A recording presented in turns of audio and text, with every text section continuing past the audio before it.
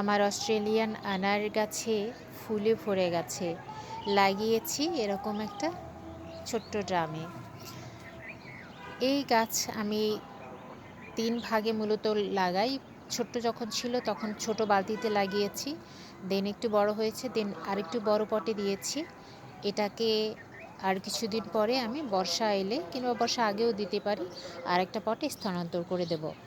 আলহামদুলিল্লাহ এখানে কিন্তু গুটি ধরে গেছে, আর অর্থাৎ ডালিম চলে এসেছে। এই আর এই সময় কিন্তু টেম্পারেচার অনেক বেশি থাকায় গাছের গোড়া শুকিয়ে যায়, সেক্ষেত্রে কিন্তু প্রচুর পানি দিতে হবে। এখন এই আনার গাছ কিন্তু খুব একটা পানি সহ্য করতে পারে না, আবার পানি শুকিয়ে গেলে তখনই কিন্তু গাছের জন্য খুব প্রবলেম হয়ে যায়। সো ট্রাই করতে হবে যে গোড়াটা যাতে সবসময় স্যাঁতস্যাঁতে থাকে এমন একটা ময়েস ধরে রাখতে।